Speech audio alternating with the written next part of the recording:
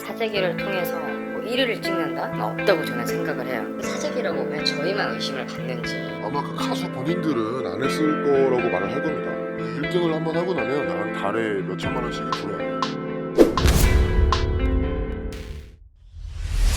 네, 그 최근 가요계를 아주 떠들썩하게 만들고 있는 음원 사재기 관련해서 저희가 이제 좀 취재를 해봤는데요. 양측으로 이것도 갈리고 있습니다. 사재기를 했다고 주장하는 쪽과 사재기를 했다고 지목을 당한 쪽, 그 양측이 어떻게 얘기를 하고 있는지 들어보시죠.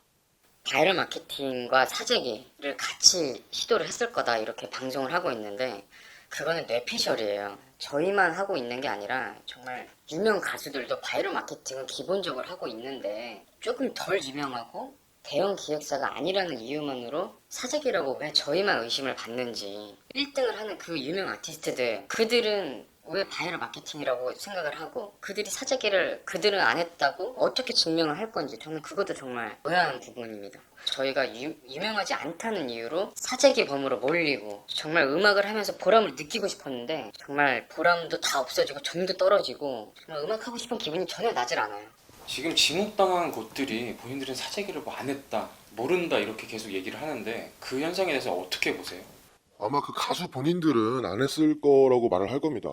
바이럴 업체, 마케팅 담당에게 맡겼는데 그 사람들이 했는지는 모르겠다. 이런 식으로 말을 해야겠죠. 근데 이제 확실한 거는 그 바이럴 업체들이 이제 처음에 성공 사례를 만들어야 되기 때문에 아마 초창기에는 이제 그런 돈을 받건 안 받건 이게 아마 중요하진 않았을 것 같아요. 사례를 만드는 거, 성공시켜야 되는 게 굉장히 중요했을 거고 그게 아마 전부였을 거로 보입니다. 그렇게 해야 이제 다음에도 다른 가수한테 영업을 할 수가 있기 때문이겠죠. 자, 이렇게 해서 이제 성공 사례가 나왔는데 이제 이 친구들이 신인급 가수들이다 보니까 뭔가 이제 반응이 좀 원치 않는 반응이 나왔던 거죠. 뭔가 논란, 사재기 의혹이 터지고 이제 그러다 보니까 이제 이 업체들도 이런 논란들, 사재기 의혹들을 피하기 위해서 아마 점점 더 메이저 기획사나 인지도가 있는 가수들 쪽으로 아마 그 영업 반경을 좀 넓힌 게 아닌가 이렇게 생각을 합니다. 그 바이럴 마케팅 업체랑도 이렇게 한번 실제로 만났다고 하는데 그때 느낌, 그때 상황은 어떠셨나요? 아마 저기 음원 사재기 이슈가 이제 좀 공론화가 되고 나서 그 미팅을 가졌던 걸로 기억을 하는데요.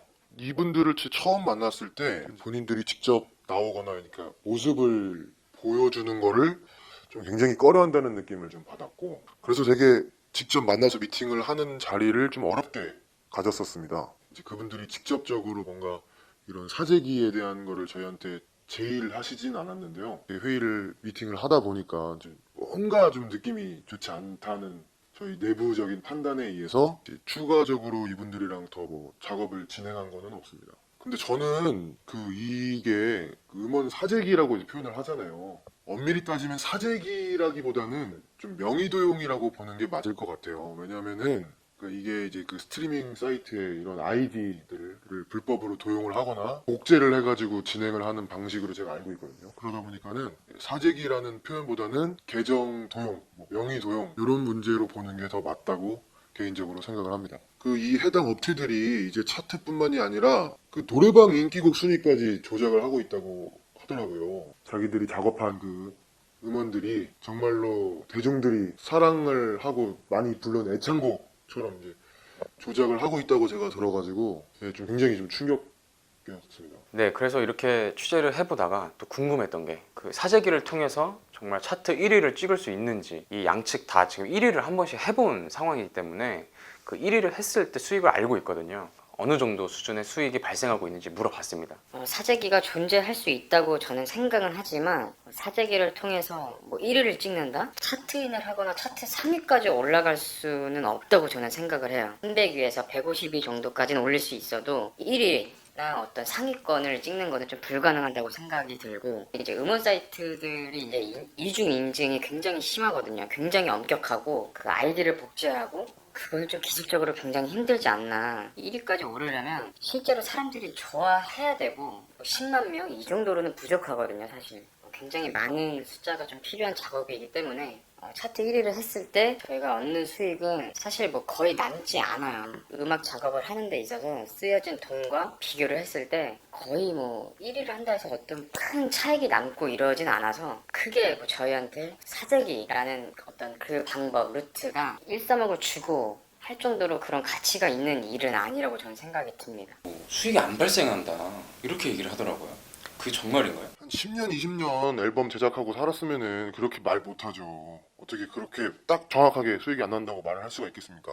이게 1등을 한번 하고 나면 시기가 지나도 부수입이 존재를 합니다. 한 달에 몇 천만 원씩은 들어와요. 그리고 이렇게 사재기 의혹으로 1등을 하는 곡들을 보시면은 이 다운로드 수가 별로 없습니다. 그러니까 이게 대부분 이제 스트리밍으로 진행이 된다는 소리고, 이게 의미하는 거는 팬덤이 없다. 제대로 1등을 찍은 곡들이랑은 그 수익 차이가 존재할 수밖에 없겠죠. 궁극적으로는 플랫폼들의 실시간 차트, 그게 좀 없어져야 된다고 생각을 하는데, 모든 뭐 음원 제작자나 가수들이나 차트만 바라보고 음원을 제작을 하고, 이것 때문에 이런 사재기 같은 의혹 문제도 나왔다고 생각을 하고, 그래서 참 제작자로서 아쉽고 좀 솔직히 화도 많이 나고, 그래서 좀 결과적으로는 뭐 이 실시간 차트가 없어지는 게 이 음원 생태계를 위한 제일 좋은 방법이 아닐까라고 생각을 합니다.